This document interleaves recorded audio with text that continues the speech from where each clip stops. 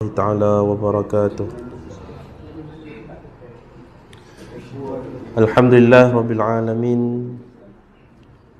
نحمده ونستعين ونستغفره ونعوذ بالله من شرور أنفسنا ومن سيئات أعمالنا. من يهده الله فلا مضل له ومن يضلل فلا هادي له. أشهد أن لا إله إلا الله وحده لا شريك له، وأشهد أن محمدا عبده ورسوله. اللهم صل وسلم على سيدنا محمد وعلى آله وأصحابه أجمعين. سبحانك لا علم لنا إلا ما علمتنا إنك أنت العليم الحكيم. ولا حول ولا قوة إلا بالله العلي العظيم. رب اشرح لي صدري ويسر لي أمري واحلل عقدة من لساني يفقه قولي. ربنا زدنا علما وارزقنا فهما. ربنا زدنا علما وارزقنا فهما. ربنا زدنا علما وارزقنا فهما. آمين يا رب العالمين. Alhamdulillah, marilah sama-sama kita mengangkat kesyukuran kita kepada Allah Subhanahu wa taala kerana masih lagi dilanjutkan usia kita hinggalah ke saat ini, diberi pada kita ruang dan peluang untuk terus beribadat kepadanya, dikurniakan kepada kita nikmat kesihatan tubuh badan, nikmat kelapangan masa, nikmat kita dapat sama-sama beramal ibadat dalam keadaan tenang, aman dan juga selesa. Jadi mudah-mudahan dengan syukur kita atas segala nikmat Allah Subhanahu wa taala, mudah-mudahan Allah tambahkan lagi keberkatan pada nikmat-nikmat-Nya. Muslimin muslimat yang dirahmati Allah Subhanahu wa taala, dalam surah Al-Bayyinah Allah Subhanahu wa taala menyatakan pada kita, innal ladzina amanu wa 'amilus salihati ulaika hum khairul bariyah. Sesungguhnya orang-orang yang beriman dan beramal saleh, ulaika hum khairul bariyah, mereka itulah khairul bariyah, sebaik-baik manusia. Jadi berdasarkan ayat ini jelas menunjukkan pada kita bahawa sebaik-baik manusia di sisi Allah Subhanahu wa taala ialah orang yang beriman dan beramal soleh. Kalau iman saja tapi tak beramal, tidak ada nilainya. Dan kalau beramal tetapi tidak ada iman pun tidak ada nilainya. Sebab itu di dalam ayat Al-Quran bila kita baca ada perkataan amanu, dia akan disusuli dengan wa'amilus salihat. Sebab apa? Sebab iman dan amal saleh itu dia saling berhubung kait. Sebab itu dalam pegangan akidah ahli sunnah wal jamaah, kita berpegang kepada bahawa al-imanu yazidu wa yanqus. Iman itu bertambah dan juga berkurang. Dan dengan apa dia bertambah dan berkurang? Berkurangnya iman kerana kita meninggalkan amal, bertambahnya iman kerana kita melakukan amal. Jadi kalau kita nak sampai ke tahap yang diiktiraf oleh Allah Subhanahu wa taala sebagai sebaik-baik manusia, mestilah beriman dan beramal soleh. Jadi bila sebut amal soleh ni tuan-tuan, biasanya kita kaitkan dengan ibadah. Sebab apa sahaja ibadah itulah amal soleh. Apa sahaja amal soleh itulah juga yang dinamakan dengan ibadah. Kata Syekh Yusuf Qardawi, beliau memetik kata-kata Imam Ibn Taymiyah di dalam kitab Al-Ubudiyah dalam mentakrifkan tentang makna ibadah. Sebab apa? Sebab Sekarang ni bila kita sebut saja ibadat, yang tergambar di fikiran kita sembahyang, yang menjelma dalam akal fikiran kita itu puasa, zakat, zikir, baca Quran, sedekah. Tetapi sebenarnya ibadat dalam agama itu satu benda yang sangat luas. Apa sahaja benda yang mana membawa kepada redha Allah dan Allah suka, itulah dinamakan dengan ibadah. Kata Imam Ibn Taymiyah, al-ibadatu huwa ismun jami'un ma yardahu wa yuhibbullah min aqwalin wa af'alin. Kata Imam Ibn Taymiyah, ibadat itu ialah kata nama bagi apa sahaja perkara yang Allah redha dan Allah suka, sama ada dalam bentuk perbuatan ataupun perkataan.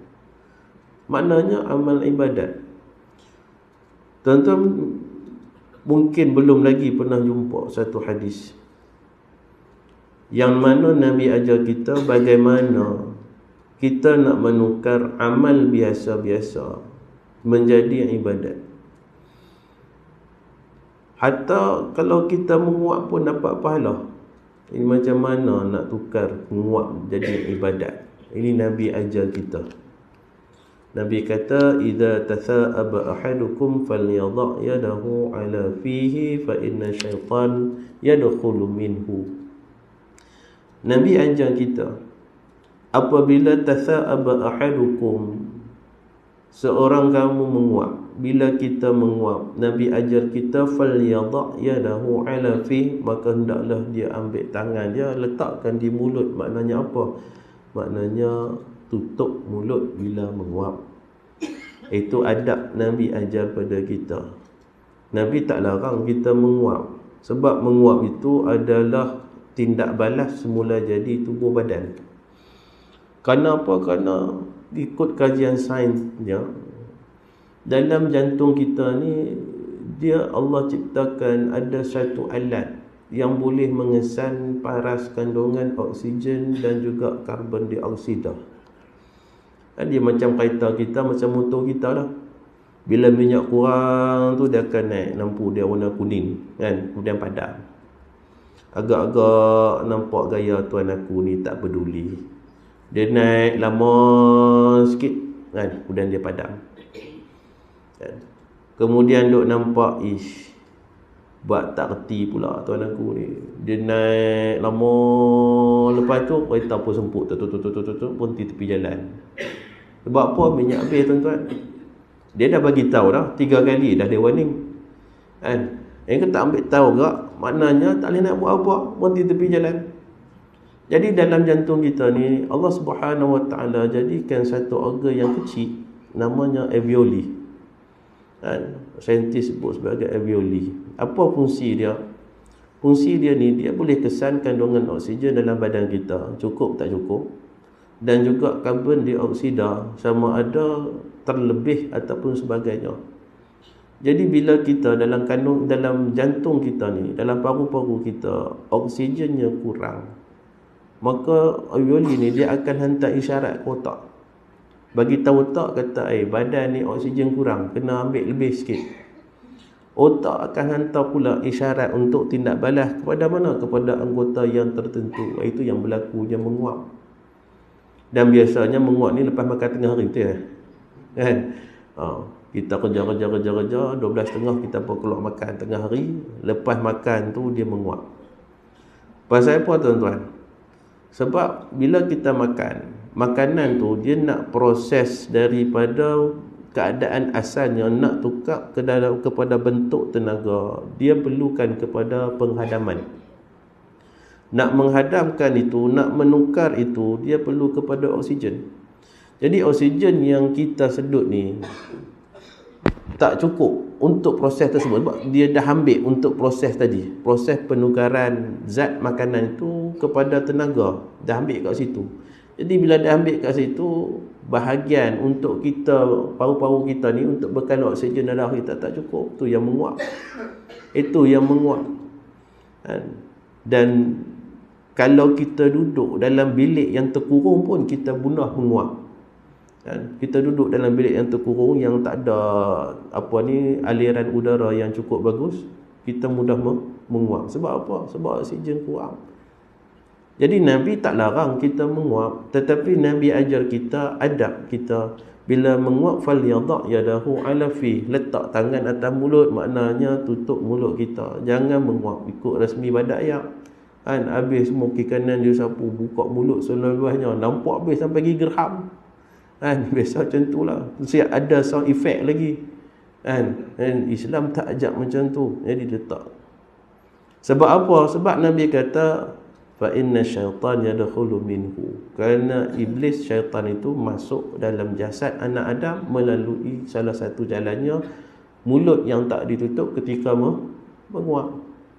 Jadi kenapa sebenarnya Nabi ajar benda-benda kecil ni? Dan kalau kita baca buku hadis pun, kita baca kitab-kitab hadis, banyak hadis Rasulullah SAW mengajar pada kita perkara yang berkaitan dengan amal hidup. Sebab apa tuan-tuan? Sebab Nabi ni, dia bukan tugas dia menyampaikan wahyu saja. Dia bukan sekadar basyiran wa nazira, bukan sekadar nak bawa khabar berita gembira, bukan sekadar nak beri peringatan sahaja.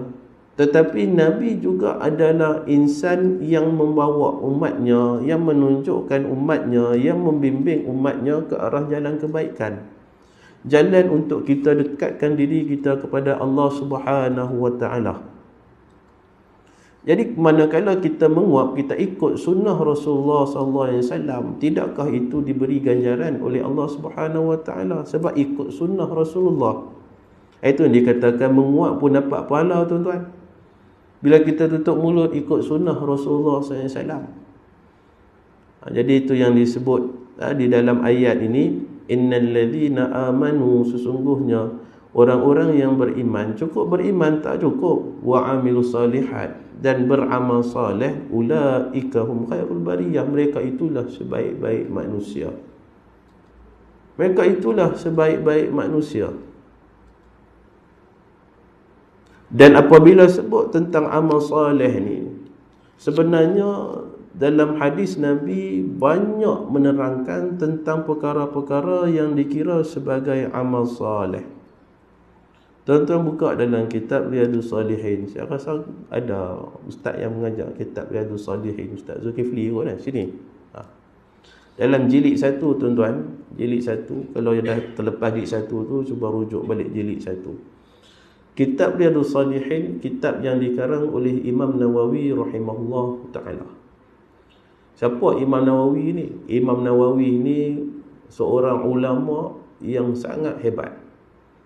Dia bukan alim dalam hadis saja, tetapi dia alim juga dalam fiqh. Dan Imam Nawawi dia adalah bermazhab Syafi'i.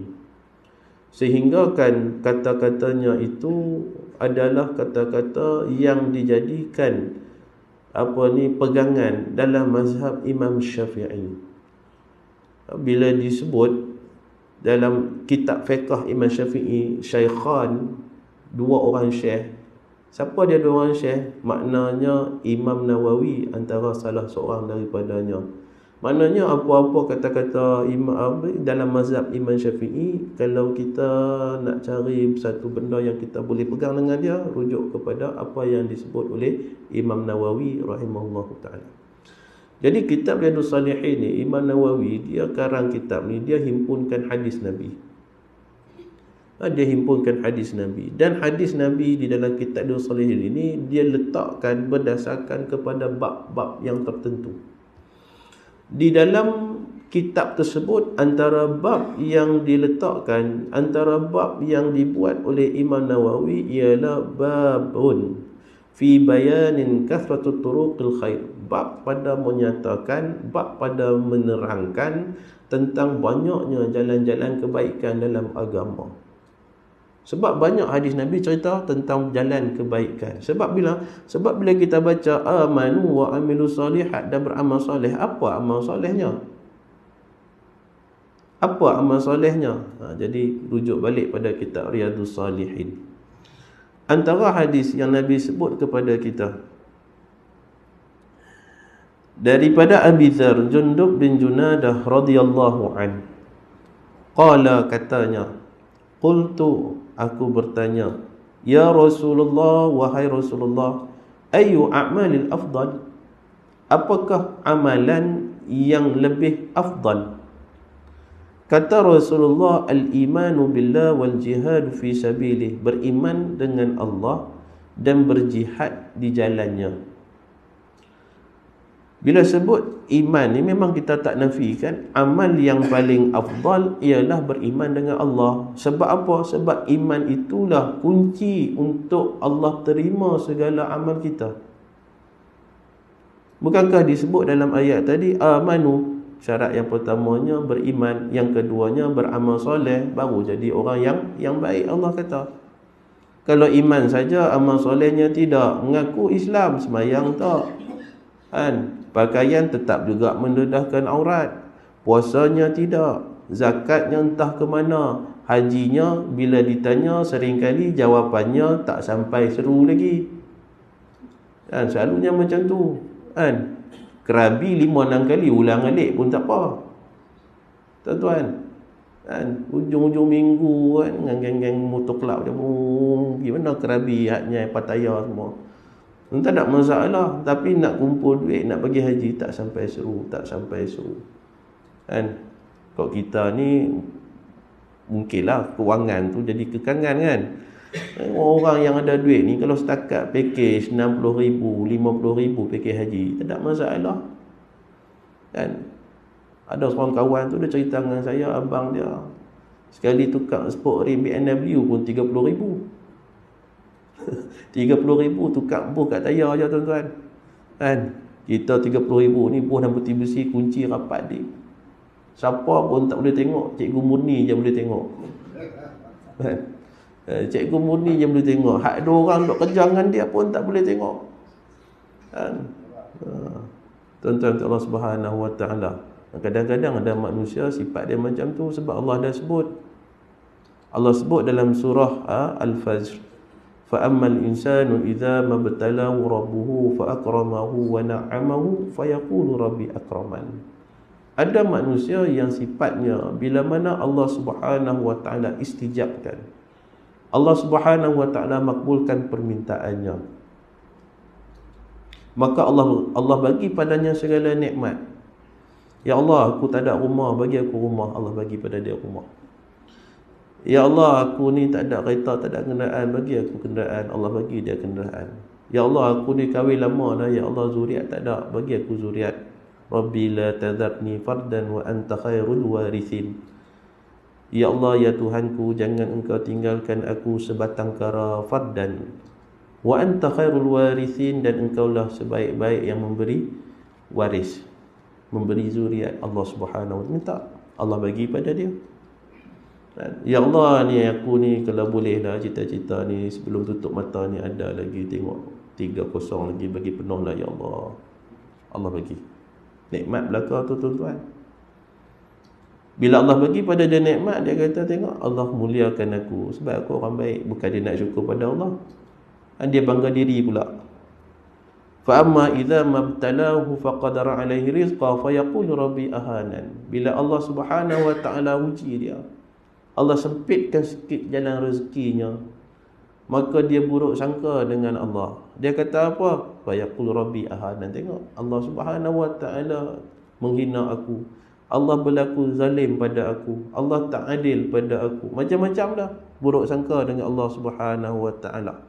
Ini sifat orang yang tak bersyukur dengan Allah, kan? Bagi benda baik, dia akan baik sangka. Dapat benda yang tak baik, dia akan buruk sangka. Sedangkan dalam hadis Nabi dah sebut, ajaban li amri mu'min, sangat-sangat menghairankan urusan kehidupan orang mukmin yang sempurna imannya. Sebab apa? Sebab Nabi kata, apa sahaja yang berlaku padanya, semuanya baik belaka, tak ada yang tak baik. Hak baik pun baik, yang tak baik pun baik juga bagi dia. Maka Nabi kata ini satu perkara yang sangat ajaib. Apabila Allah beri pada dia nikmat, maka dia syukur, maka syukur itu baik bagi dia. Apabila Allah Ta'ala bagi dia musibah, maka dia bersabar. Maka dengan sebab kesabaran itu baik juga bagi dia. Sebab apa baik? Sebab Nabi cerita tidak ada benda yang menimpa seorang mukmin, sama ada penat, sama ada letih, sama ada runsing, sama ada kecewa, sama ada duka cita, sama ada bimbang, sama ada sakit, hatta duri yang tercucuk di dalam kakinya itu pun, maka Nabi kata Allah jadikan semua benda itu sebagai kifarah bagi dosanya, penghapus dosa. Bila Allah uji kita dengan musibah, ada benda tuan-tuan, sama ada Allah nak hapuskan dosa kita, dosa-dosa kecil kita, dosa kita dengan Allah Subhanahu Wa Taala, ataupun Allah nak kita ingat balik kepada dia. Dia ni lama dah tak ingat aku ni, Allah bagi sikit ingat balik. Kita ni kalau sihat tuan-tuan, susah nak sebut, kadang-kadang duduk saja Allah, Allah. Bila kita sebut tuan-tuan? Bila duduk di atas katil dalam keadaan sakit, duduk di HKM tu, Allah, Allah, duduk sebut Allah, Allah. Kena pula doktor duduk main check tu, dia ambil file kat ujung katil tu, dia pun buka, doktor pakar buka. Dia kata, pakcik, saya ni bukan nak panjang lah, tapi nak cerita sikit lah, mengikut amalan kedoktoran kami ni, yang biasa-biasa kami belajar teori je lah. Kalau yang macam pakcik ni, kes pakcik ni, tak lama pakcik, 3 bulan, lepas tu bertrikong. Kan? Sebab apa? Kanser tahap 4. Dia kata tak lama pakcik, 3 bulan, lepas tu bertrikong. Dengar-dengar 3 bulan bertrikong tu, kan? Lagi kuat Allah dia. Lepas tu dalam hati, Allah, kalaulah kau tangguhkan usia aku ni, sehinggalah kalaulah kau beri aku kesihatan, kalaulah kau lepaskan aku dari penyakit ni, aku nak sedekah, aku nak semayang, aku nak ikhraf, semua benda dia sebut. Tapi bila Allah Subhanahu Wa Taala makbulkan permintaan dia, kembali juga macam Hasan. Itu ada manusia yang sebegitu. Bahkan Allah cerita bukan sekadar mereka ini tidak tahu menilai nikmat, tetapi kalla balla tukrimunal yatim, bahkan mereka itu juga tidak memuliakan anak yatim. Wala tahaddu ala ta'amil miskin, dan mereka itu juga tidak suka beri makan kepada fakir miskin. Wa ta'kuluna turatha aklan lamma, Allah kata. Dan mereka ini sifatnya juga suka makan harta pusaka. Sifatnya suka makan harta pusaka. Bila bapa meninggal dunia aja, segala akaun-akaun ayah anda di dalam negara dan juga di luar negara anda serahkan kepada Dinda. Berapa tu? Tak banyak, 5 juta pound. Segala stable kuda, factory di dalam dan di luar negara terserah kepada Kekanda. Berapa tu? Tak banyak, 8 juta pound. Adil. Atau mai ke adik bongsu dia, untuk Dindaku, Kanda serahkan rumah ini. Rumah yang tengok 3 hari pun nak reban lah. Tak banyak hari dah, rumah buruk sangat, 3 hari nak reban. Abang pun tak nak duduk kat rumah tu, bagi kat adik dia. Adik pun protes. Ini tidak adil. Kanda yang pertama dapat 8 juta. Kanda yang kedua dapat 5 juta. Dinda hak bongsu ni tak dapat apa, dapat rumah. Ini tidak adil. Apa jawab abang dia? Kalau ikut Dinda 1 sen pun tak boleh dapat. Pasal apa? Sebab masa ayah mati, nama Dinda pun ayah tak sebut. Tak sebut nama aja, potong harta pusaka. Tuan-tuan, ini kadang-kadang berlaku walaupun kisah filem, tetapi dalam realiti kehidupan kita berlaku. Berapa ramai adik-beradik yang bergaduh kerana harta pusaka. Mak mati saja, cek geran tanah. Bila cek geran tanah, tak ada dah tuan-tuan. Pasal apa? Abang Long dah jual awal lagi. Jual awal, kebun-kebun getah, sawah padi tu jual awal lagi. Lepas tu duit ambil kat dia semua. Dia kata, patutlah abang Long aku rumah besar, kereta baru, bini 2, 3, 4 orang. Rupanya harta pusaka punya penangan. Ada berlaku kes-kes macam ni tuan-tuan. Sebab Allah dah sebut dalam Quran. Bila Allah sebut maknanya benda tu ada. Bukan Allah saja nak sebut. Wa tuhibbunal mala hubban jamma. Dan mereka itu juga orang-orang yang kasih kepada harta sekasih-kasihnya, hubban jamma. Hubban jamma ni dalam bahasa Arab nak cerita kasih tu kasih macam mana? Kasih dengan sesungguh-sungguhnya. Maknanya kalau masuk dalam tangan dia tu, dia genggam tak lepas dah tuan-tuan. Apabila dapat harta, maka hak harta itu tak diberikan, zakatnya tidak dikeluarkan, sedekahnya tidak dilaksanakan dan sebagainya.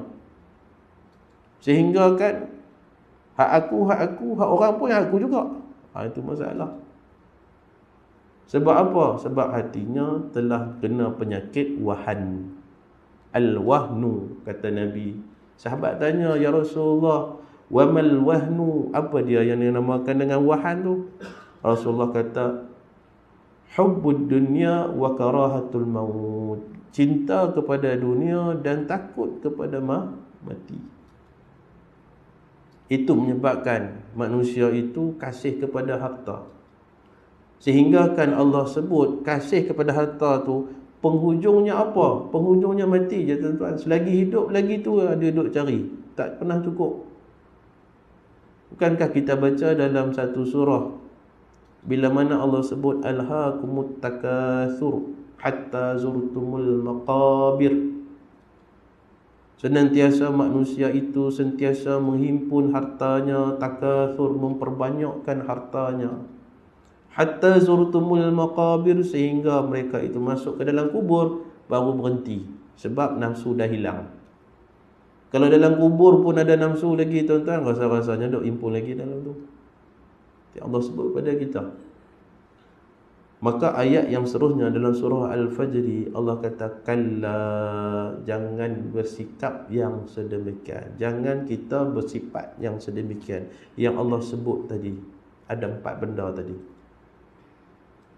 Idza dukkatil ardu dakkan dakka, apabila tiba satu masa nanti Allah Subhanahu wa taala memusnahkan alam ini dengan satu ranapan, dengan satu gegaran. Dakkan dakka, sehingga kan segala-galanya menjadi debu, hancur, menjadi debu, menjadi tepung.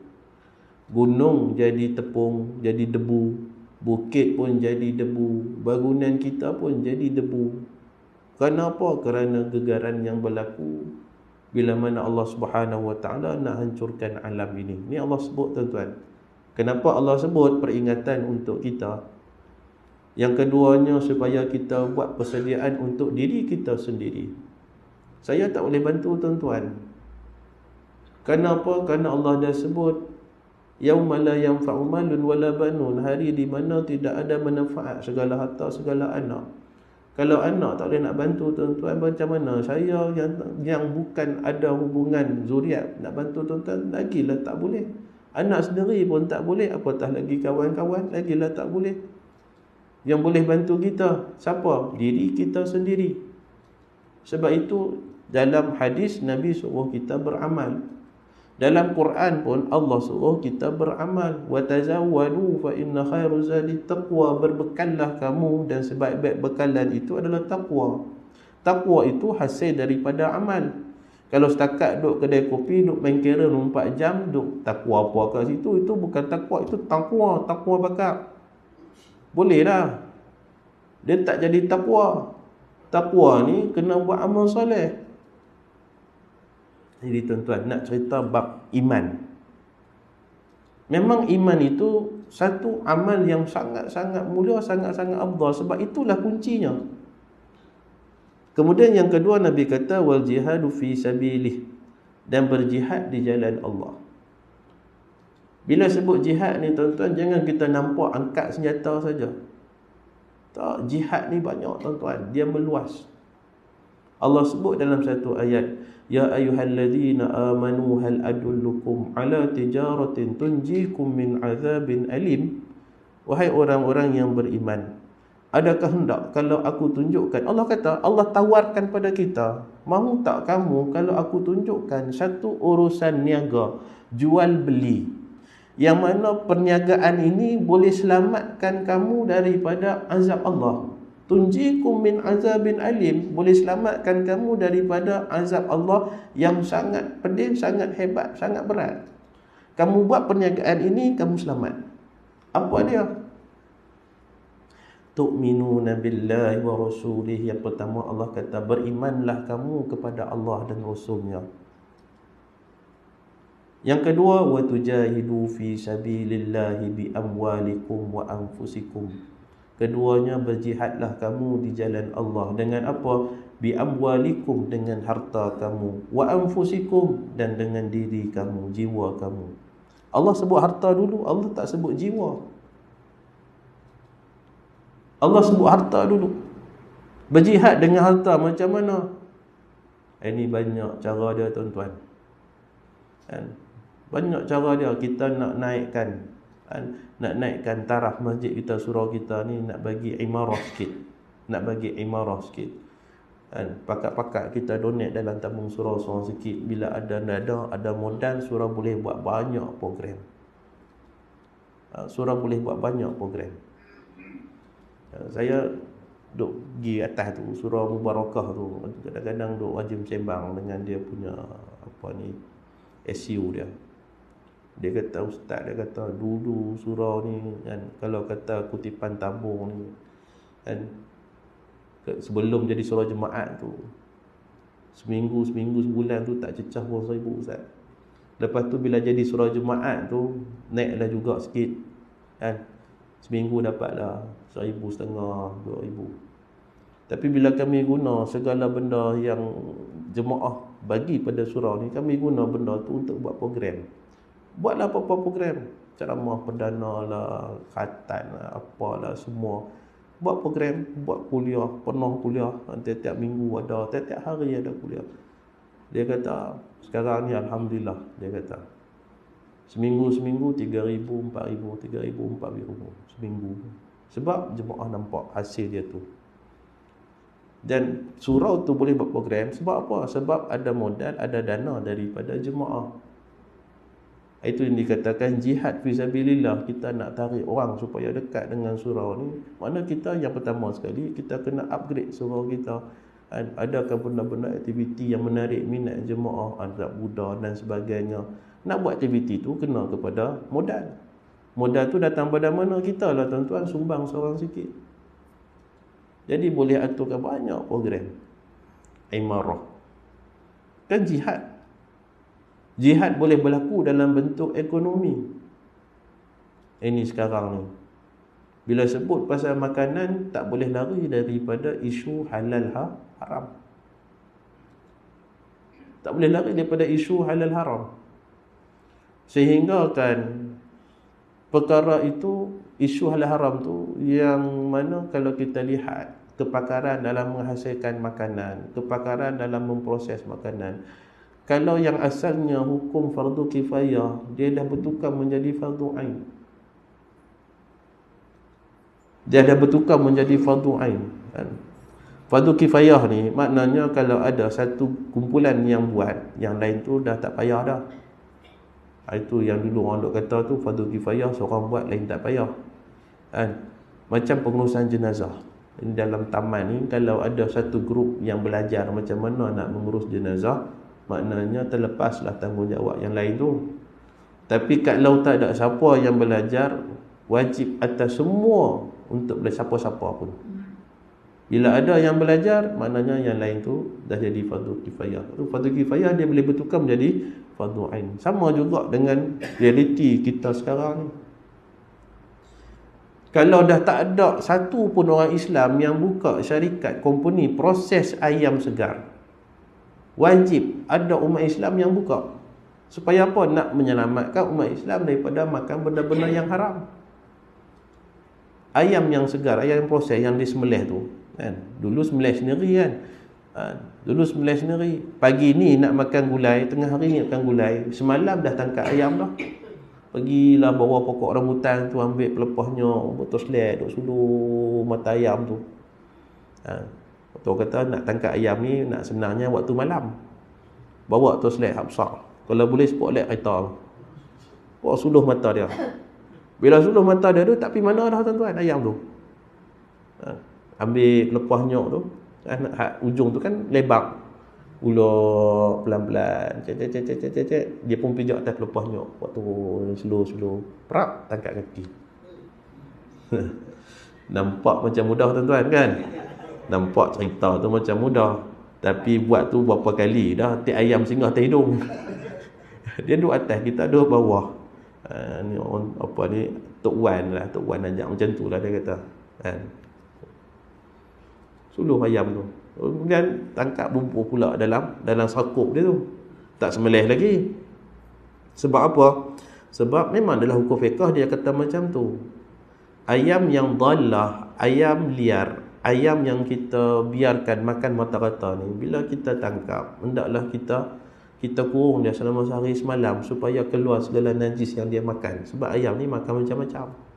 Aduk kai steak lembu kan, makan dalam air acak kan.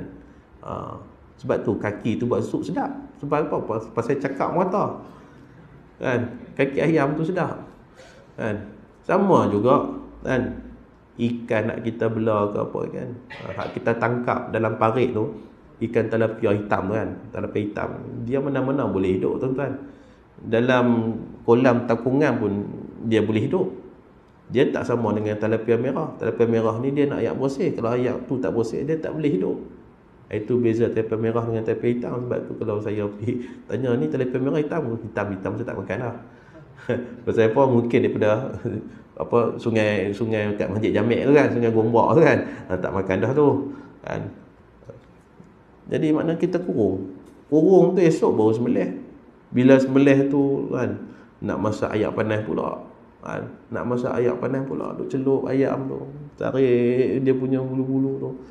Lepas tu cucuk pula dengan batang kayu tu, layak pula kat api. Sebab nak buang bulu-bulu hak kecil-kecil tu. Banyak cerita lah.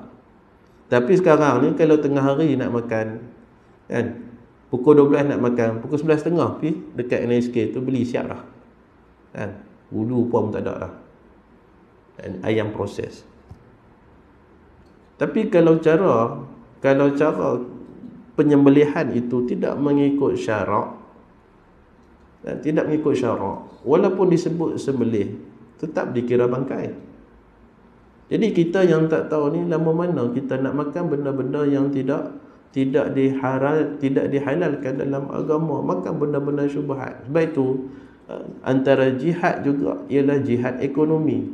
Kita ada modal kan, kita buka surau, ada modal, buat satu kedai untuk jual ayam segar kan, kata koperasi untuk surau kan, koperasi untuk surau, buat satu kedai untuk ayam segar. Jadi jemaah-jemaah kat sini boleh beli ayam dengan surau kan, ada tukang sembelihnya, ada tukang ni semua.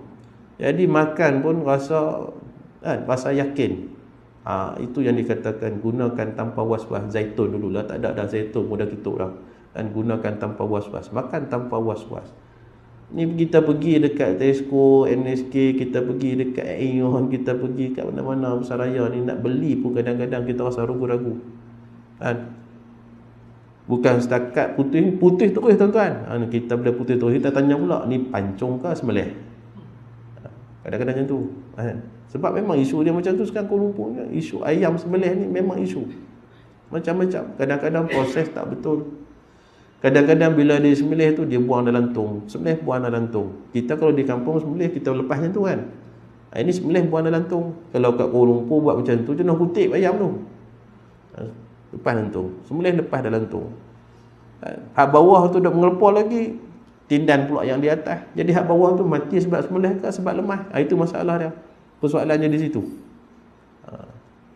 Jadi fardu kifayah, jihad ekonomi. Jadi dalam ayat tadi, wajahidu fi sabilillah bi amwalikum, Allah terangkan jihad dengan harta macam-macam. Kita boleh wakaf, kita boleh buat hibah, kita boleh sedekah, kita boleh buat benda-benda, kalau kita ada modal kita boleh buat benda-benda yang menjadi keperluan pada umat Islam. Keperluan pada umat Islam. Sebab sekarang ni umat Islam ni, dia seolah-olah macam urusan kehidupan dia itu bukan dikuasai oleh umat Islam. Hatta yang simple pun tidak dikuasai oleh umat Islam. Apa dia ni, kita duk makan biskut tawak cicik teh tu. Biskut tawak, biskut 4 segi tu, siapa yang buat tuan-tuan? Bukan orang kita. Bukan orang kita.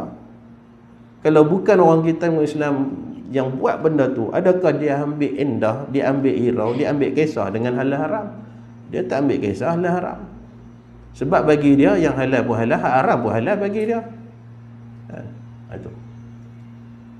Wa anfusikum, dan berjihad dengan jiwa kamu. Itu baru yang kedua. Allah sebut yang pertama dengan harta.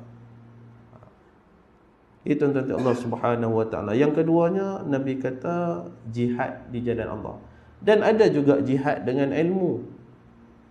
Tuan-tuan ada ilmu, tuan-tuan boleh buat satu benda yang beri manfaat kepada masyarakat. Jihad. Keluar belajar, keluar cari ilmu, kemudian sampaikan. Jihad.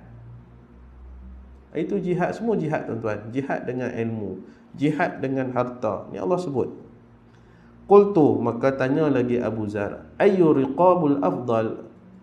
Kalau aku nak membebaskan hamba, hamba mana yang paling afdal, lebih utama untuk aku bebaskan? Sebab zaman Rasulullah memang ada banyak hamba. Wujud pada zaman tu hamba. Jadi bila datang Islam ni, Islam agama yang membebaskan manusia daripada jadi hamba makhluk kepada hamba Allah Subhanahu wa taala. Sebab itu kalau kita lihat dalam hukum fiqh pun, antara hukuman dalam hukum fiqh disebut, sekiranya gagal kita nak memenuhi kita punya contoh macam kita kifarah bagi sumpah palsu kan, kifarah sumpah palsu, ataupun bagi ibadat-ibadat tentu, antaranya fakku raqabah, bebaskan hamba. Sebab Islam dia bawa satu konsep dia bahawa manusia ni semuanya adalah bebas belaka. Tidak ada orang yang dilahirkan sebagai hamba. Hambanya hanya pada Allah Subhanahu wa taala. Sebab itu sahabat-sahabat tanya, kalau nak bebaskan hamba mana yang paling afdal? Sebab membebaskan hamba juga salah satu daripada ajaran Islam. Maka kata Rasulullah, anfusuha inda ahliha wa aktsaruha samanan. Yang lebih disayangi oleh tuannya, hamba yang lebih tinggi nilai di sisi tuannya. Maknanya kalau kamu nak merdekakan hamba, cari hamba yang tuannya cukup sayang, yang tuan dia letak harga yang paling tinggi. Itu maknanya paling elok kalau nak merdekakan. Macam zaman Pak Tongko beli 2 orang hamba tukang urut tu kan, tukang picit. Dia beli berapa pound je, berapa ratus pound je. Datang tu pula saya ganda, 2 kali ganda. 1,000 pound, 2,000 pound, 4,000 pound. Wow. Niaga orang lagi untung dari niaga unta. Ayat tu ayat lama tuan-tuan, tapi isu tu sampai sekarang timbul lagi, isu pemerdagangan manusia. Sebab untung. Seorang nak masuk bayar visa 1,000. Kalau 1,000 nak masuk, berapa dia dapat tuan-tuan? Sekelip mata saja, bukan ada apa pun, visa saja. Itu pun kes visa. Belum lagi dia belau orang cacat. Belau orang cacat hantar sini duduk seorang, sana duduk seorang, sini duduk seorang, minta mengemis kan, mengemis. Cukup masa dia pun datang collect kan. 20% untuk kau, 80% aku ambil. Tokey tu kata 80% aku ambil. Kalau seorang dia boleh collect 80% ni, bawah dia tu ada 10 orang. Berapa dia dapat tuan-tuan? Dia tak kerja apa pun, kerja buat kereta, pergi hantar, pergi ambil. Orang yang tak ada kaki tapi boleh duduk atas jembatan di Pulau Raya tu, agak-agak dia naik macam mana? Dia tunggu kat atas. Tuan-tuan, mesti ada ada orang yang tolong naik tu. Itu isu perdagangan manusia. Kalau tuan-tuan baca dulu apa ni kes yang berlaku di sepadan Malaysia Thailand kan, perkuburan yang terbesar kan. Sama juga, dialog tu dah bagi tahu lama dah. Meniaga orang lagi untung daripada niaga unta. Bukan meniaga unta tu nak tak, dia kata daripada meniaga benda-benda yang ada lesen, yang ada halal ni, yang halal ni, dia kata hak haram ni lagi untung daripada hak halal. Dah sebut dah tuan-tuan. Jadi Nabi kata, kalau kamu nak merdekakan hamba yang paling utama, maknanya hamba yang Tuhan dia cukup sayang dan nilainya sangat tinggi. Merdekakan yang itu. Qultu, maka tanya Abu Zar lagi, fa in lam af'al, kalau aku tak boleh nak buat Rasulullah, kalau aku tak boleh nak buat, tak boleh nak merdekakan hamba. Memang Abu Zar tak boleh buat, sebab Abu Zar ni bukannya orang kaya, dia ni ahli sufah. Ahli sufah ni maknanya orang yang hidup dalam keadaan yang serba kekurangan. Tapi kenapa dia tanya? Tanya tu sebab dia nak tahu. Itu sahabat. Sebab dia nak tahu, itu saja, bukan seronok-seronok nak tanya tak. Sebab dia nak ambil tahu. Maka jawab Rasulullah, tu'inu sa'i'an atau tasna'u li akhraq. Tu'inu sani'an, kamu bantu. Bantu sani'an, apa dia? Iaitu bantulah orang yang membuat sesuatu pekerjaan. Tolong orang untuk buat sesuatu pekerjaan. Paling mudah di rumah kita. Siapa dia? Tak duk masak siapa? Orang rumah kita. Yang duk kemas rumah siapa? Orang rumah kita. Yang duk lipat kain siapa? Orang rumah kita. Yang duk kutip kain kita, selak dalam kita duk basuh tu siapa? Orang rumah kita. Yang duk sidai tu siapa? Orang rumah kita juga. Angkat pun orang rumah kita. Tapi Nabi kata di sini, tu'inu sani'an, bantulah orang yang membuat pekerjaan. Tak salah kalau kita yang sekali kan kita bantu dia. Dia basuh, kita jemur. Kalau dia jemur, kita tolong angkat. Kalau dia angkat, kita tolong lipat. Pegang penyapu, sapu-sapu sampah. Kadang-kadang balik rumah, bila sampai tu tengok dalam sinki ada pinggan mangkuk yang tak sempat dibasuh. Tak salah, kita ambil sabun, kita basuh. Sebab bila ditanya oleh sahabat, apa yang Rasulullah buat di rumah? Kata Sayyidatina Aisyah, apa yang aku buat Rasulullah buat. Senang saja. Aku masak, Rasulullah pun masak. Aku ditepung, Rasulullah pun ditepung. Sehingga kan pernah satu ketika Rasulullah masuk, sampai balik pada masjid, sampai di rumah dia, Rasulullah tanya Aisyah, Aisyah ada apa benda nak makan? Kata tak ada, tak sempat nak buat apa. Rasulullah pergi dapur, ambil tepung, berbuah yang Rasulullah uli sendiri buat roti. Dia tak merungut.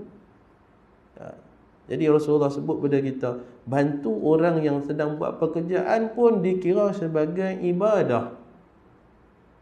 Ibadah. Cuma kadang-kadang ni kita ni risau, orang duk kata takut bini kan. Kita ni bukan takut bini tak takut kita tu masalah kan. Tak. Rasulullah buat benda-benda tu tuan-tuan. Seluar dia koyak, dia jahit sendiri. Kadang-kadang Aisyah tak sempat masak, dia masak. Itu Rasulullah SAW. Au tasna'u li akhraq, ataupun kamu ajarkan seseorang yang tidak mahir dalam sesuatu pekerjaan sehingga dia mahir. Ajarkan dia sehingga dia boleh buat. Maka itu pun disebut sebagai ibadah. Ini nak menyatakan, Nabi nak tunjuk pada kita banyaknya jalan ibadat dalam Islam. Jangan duk fokus pada semayang saja.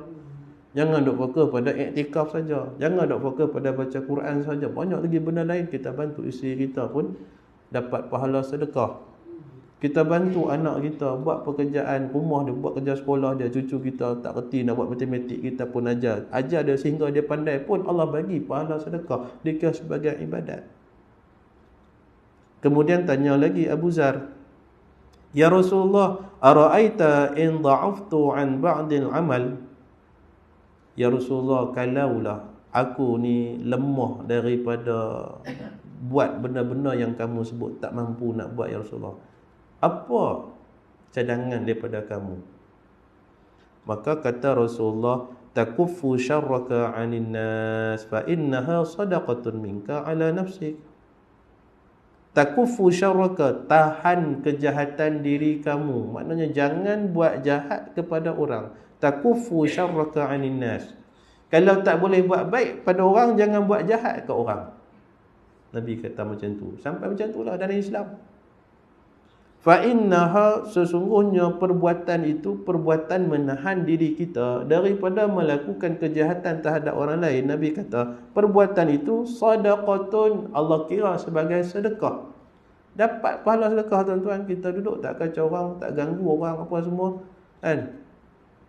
Tak mengata orang, tak mengutuk orang, tak mengumpat orang dan sebagainya, tak ambil harta orang. Kita tahan diri kita dari buat kesalahan. Sebab kita nak buat baik, nak bantu orang, kita tak mampu. Maka Nabi kata jangan buat dosa dengan orang. Maka Allah kata itu pun Allah bagi pada kamu pahala sedekah. Tetapi minka ala nafsik, sedekah daripada kamu untuk diri kamu sendiri. Ini hadis ni Nabi nak ceritakan jalan ibadat, jalan kebaikan dalam Islam. Hatta kalau kita tak mampu nak buat kebaikan yang lain pun, Nabi kata duduk diam-diamnya dekat orang, Allah bagi pahala sedekah. Ini tuan-tuan dalam Islam.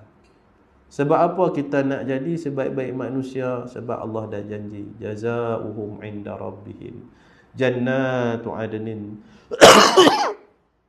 tajri min tahtihal anhar khalidina fiha abada. Allah kata jazaohum inda rabbihim, balasan, ganjaran untuk mereka ini, mereka yang beriman dan beramal soleh, yang Allah sebut sebagai khairul bariyah, sebaik-baik manusia, balasan mereka ini di sisi Allah Subhanahu wa taala jannatu adnin, syurga adnin. Ada syurga namanya syurga Firdaus, ada syurga namanya syurga adnin. Tajri min tahtihal anhar, yang mengalir di bawah syurga itu sungai-sungai. Bukan satu sungai, banyak sungai tuan-tuan. Dan sungai-sungai dia tu bukan macam sungai-sungai kita kat dunia. Ada sungai daripada susu, ada sungai daripada madu. Tuan-tuan, kita sebulan berpuasa di bulan Ramadan, sebulan juga kita minta dengan Allah Subhanahu wa taala. Bila kita sembahyang tarawih, di akhir tarawih tu imam akan berdoa doa tarawih. Antara lafaz yang dia sebut, wa min labanin wa asalin musaffaini syaribin, daripada susu, daripada madu yang bersih, suci kedua-duanya itu, kami termasuk dalam golongan orang yang dapat minumnya. Siapa dia? Ahli syurga. Maknanya dalam syurga ada sungai susu, dalam syurga ada sungai daripada madu. Musaffain, bersih, suci, tidak ada sebarang pencemaran, walaupun dia tu dalam bentuk sungai. Tak perlu dah water filter, tak ada dah. Cedok terus minum macam tu saja tuan-tuan. Madu pun sama juga, tak perlu tapis-tapis dah. Kita yang beli madu kat dunia ni pun dalam botol, bukannya sungai, dalam botol. Tu pun kadang-kadang tengok dalam tu ada kulit kayu tercampur sikit, kadang-kadang ada sarang lebah tercampur sikit, kadang-kadang anak lebah pun duduk dalam tu tercampur sikit, kan? Tu untung juga hak campur-campur sikit macam tu, kan? Hak lebih untung kali, ingat kau balik madu, rupanya ayak gula, kena tipu hidup-hidup ya tuan-tuan. Itu madu di dunia. Tapi madu di akhirat musaffain, bersih, cedok minum. Dan setiap kali kita minum kali kedua lebih sedap daripada kali pertama. Minum pula kali yang ketiga, sedap lagi daripada kali yang kedua. Maknanya lebih sedap, lebih sedap, lebih sedap. Rasa dia tak sama. Benda yang sama, madu yang sama, tapi bila diminum, setiap kali diminum bertambah sedap, bertambah sedap, bertambah sedap. Lepas tu bila nak berhenti tuan-tuan, tak tahu nak kata, kan? Tak tahu nak kata. Itu nikmat dalam syurga. Khalidina fiha abada, dan mereka akan kekal di dalamnya, di dalam syurga beserta dengan nikmat-nikmat itu selama-lamanya. Tak ada tempoh tuan-tuan. Tak ada tempoh. Kita di dunia kita ada tempoh. 64 tahun, 83 tahun, 70 tahun. Ada orang 24 tahun. Ada orang belasan tahun. Ada orang satu hari keluar pada perut mak dia, esok meninggal. Ada orang yang tak sempat keluar daripada perut mak dia, meninggal di dalam perut mak dia. Ada tempoh. Tapi di syurga tak ada tempoh. Duduklah sampai bila-bila, berseronoklah sampai bila-bila, makanlah sampai bila-bila. Tapi untuk siapa? Nanti Allah sebut pada kita untuk siapa. Radhiyallahu anhum wa radu an. Allah redha kepada mereka dan mereka redha kepada Allah. Sifat ahli syurga, bila dimasuk dalam syurga, dalam keadaan saling redha meredai. Allah redha kepada mereka. Apa maksudnya? Maknanya Allah terima segala amal dia semasa di dunia. Apa yang dia buat di dunia, daripada segala kebaikan Allah terima. Dia bantu isteri dia, Allah terima amalan tersebut. Isteri dia bantu suami dia, Allah terima amalan tersebut. Dia bantu anak dia, Allah terima amalan tersebut. Anak dia bantu bapa dia, Allah terima amalan si anak tadi. Bantu jirannya, Allah terima amal dia. Maknanya amal yang dia buat tu Allah terima, Allah redha. Itu dia namanya ibadat. Itu namanya ibadat. Waradu'an, dan mereka juga redha pada Allah. Kata ulama, apa maksud redha pada Allah? Maknanya ketika mana mereka diperlihatkan dengan ganjaran mereka, maka mereka lihat dengan muka berseri-seri, dalam keadaan gembira. Sebab apa? Sebab dapat masuk ke syurga Allah Subhanahu wa taala. Berseri-seri tuan-tuan, seronok. Sebab apa seronok?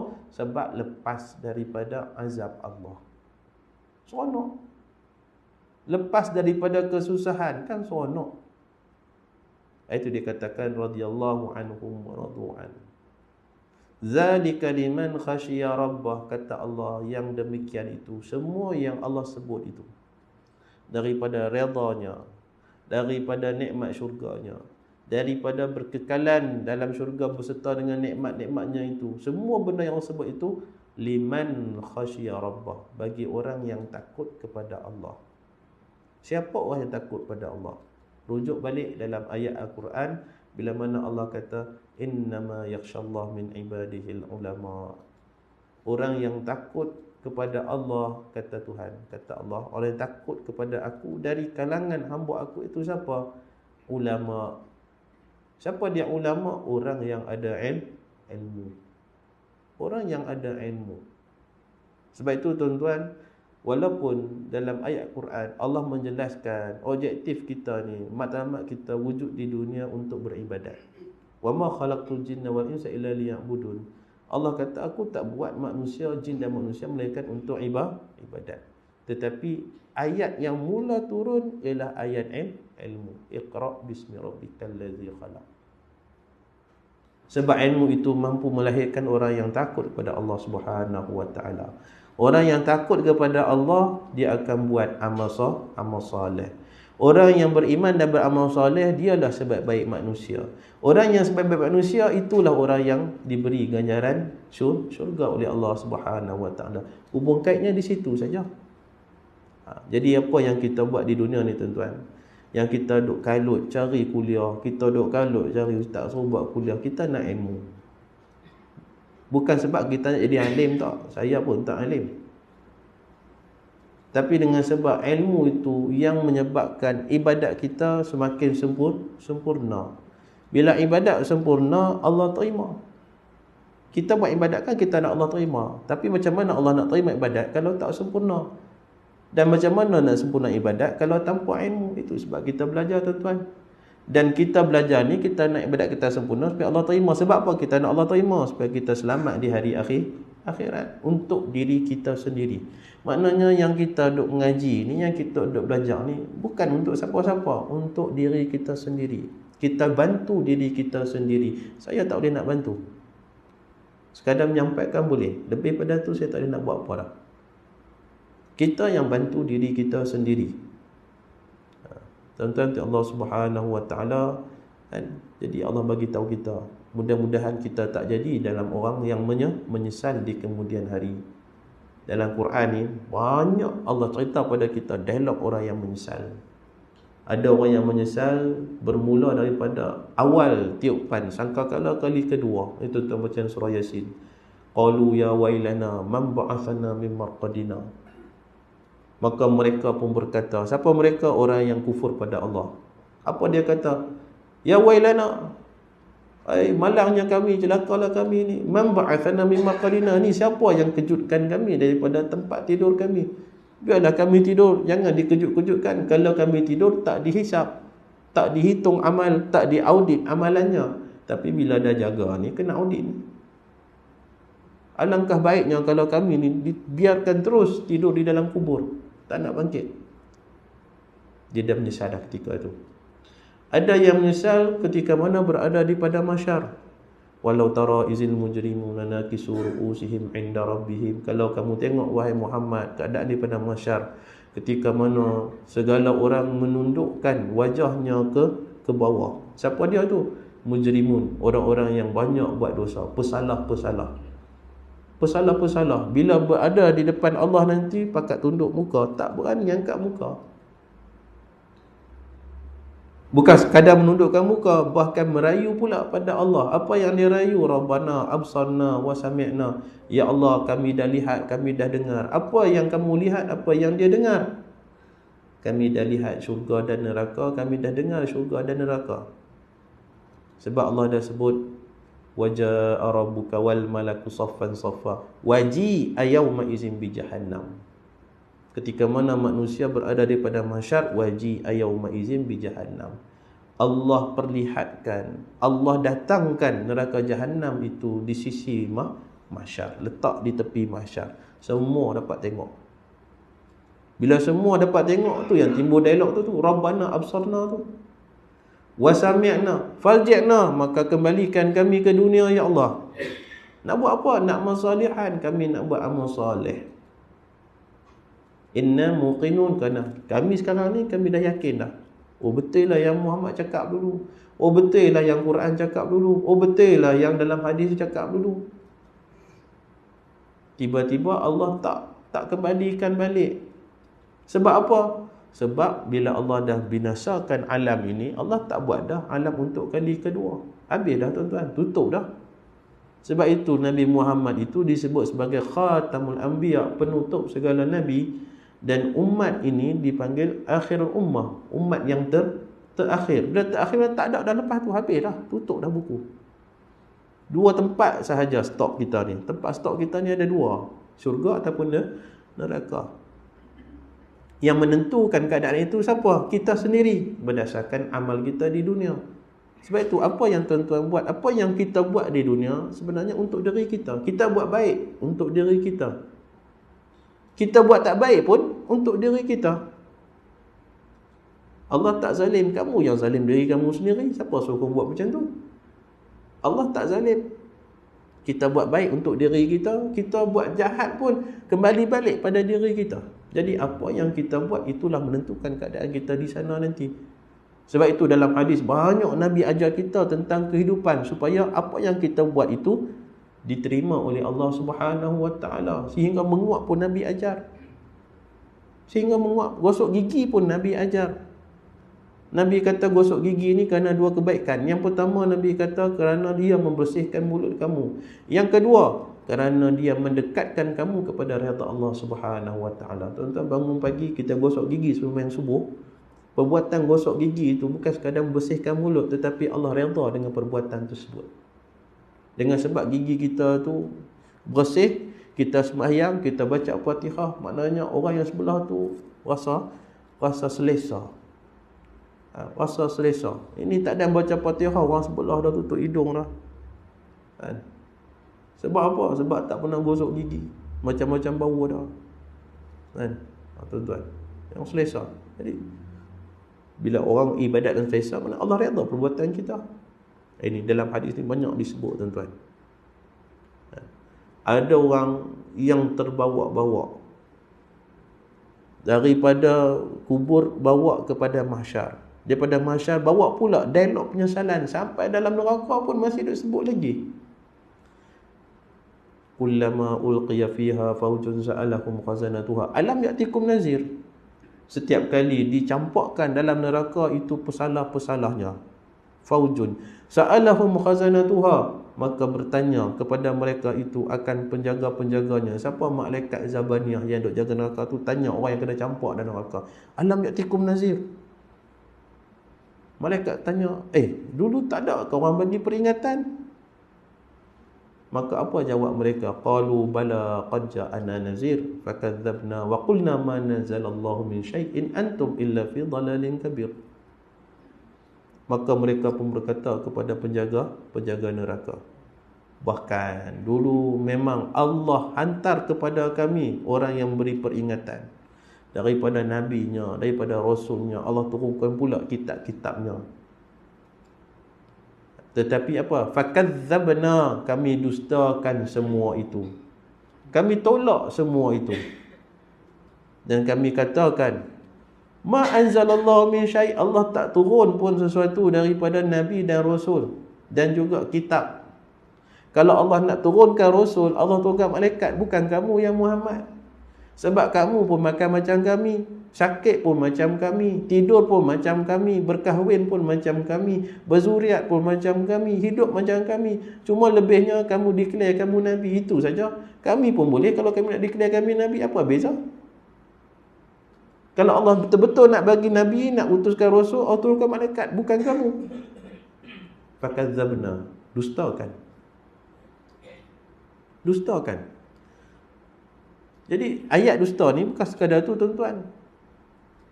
Hatta orang beriman pun dia masih lagi boleh mendustakan agama. Tuan-tuan baca dalam satu ayat Allah sebut ara'aital ladzi yukadzibu biddin. Adakah tidak kamu lihat orang yang mendustakan agama? Siapa dia? Fadzalikal ladzi yad'un yatim, itu orang-orang yang membiarkan anak yatim. Wala yahuddu ala ta'amil miskin, dan juga orang-orang yang tidak beri makan kepada fakir miskin. Maka itulah orang yang mendustakan agama. Bukankah agama suruh kamu prihatin dengan anak yatim? Bukankah agama suruh kamu supaya ambil cakna, ambil tahu dengan hal orang-orang miskin? Tapi kamu tak buat, seolah-olahnya macam agama tak suruh, sedangkan agama suruh buat. Maknanya kamu mendustakan agama dengan perbuatan tersebut. Jadi sebut, Allah sebut, dia kata ada, tapi kami dustakan mereka. Dan kami kata Allah tak turun pun apa-apa sesuatu. Bal antum fi dhalalin kabir, tetapi kamu sebenarnya Muhammad dalam kesesatan yang sangat nyata. Tapi akhirnya apa yang berlaku? Faqtarafu bi zambihim fasuhqan li ashabis sa'ir. Maka mereka pun mengiktiraf, mengaku akan segala kesalahan mereka. Tak boleh buat apa dah, akhirnya mengaku juga. Mengaku juga. Bila masa dia mengaku? Bila dia sebut, kan, bahkan diutuskan pada kami orang yang beri peringatan. Mengaku dah tu, tapi kami dustakan. Mengaku dah tu. Fa'tarafu bi zambihim fasuhqan li ashabis sa'ir, maka jauhlah ahli-ahli neraka sa'ir itu daripada rahmat Allah Subhanahu wa taala. Ini tuan-tuan, apa yang diceritakan oleh Quran, apa yang diceritakan oleh Nabi Muhammad SAW oleh hadis, apa yang diajar oleh Quran, apa yang diajarkan oleh Nabi, sebenarnya untuk kebaikan kita sendiri, bagi orang yang beramal, bukan untuk kebaikan siapa-siapa.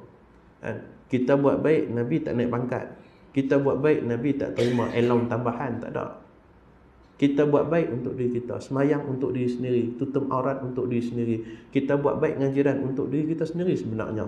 Kita berdoa untuk Islam, Nabi kata sama juga kamu berdoa untuk diri sendiri. Siapa berdoa untuk umat Islam, seolah-olah dia berdoa juga untuk diri dia sendiri.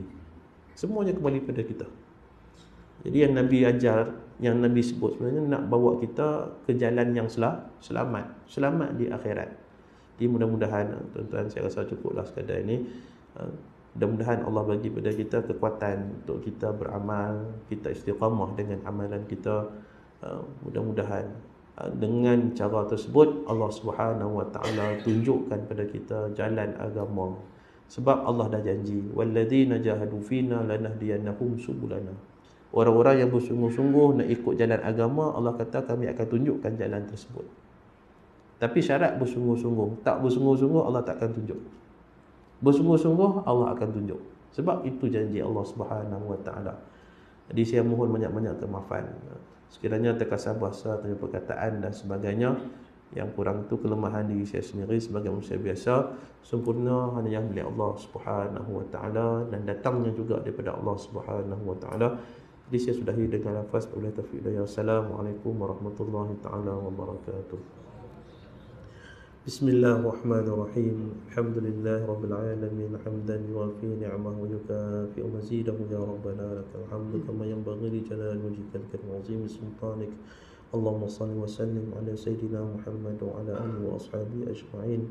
اللهم اغفر لنا ذنوبنا ولوالدينا وارحمهما كما ربونا صغيرا ولجميع المسلمين والمسلمات والمؤمنين والمؤمنات الأحياء منهم والأموات برحمتك يا أرحم الراحمين ربنا لا تزغ قلوبنا بعد إذ هديتنا وهب لنا من لدنك رحمة إنك أنت الوهاب ربنا آتنا في الدنيا حسنة وفي الآخرة حسنة وقنا عذاب النار وصلى الله سيدنا محمد وعلى آله وصحبه وسلم تسليما كثيرا والحمد لله رب العالمين الحمد لله تقبل الله منكم.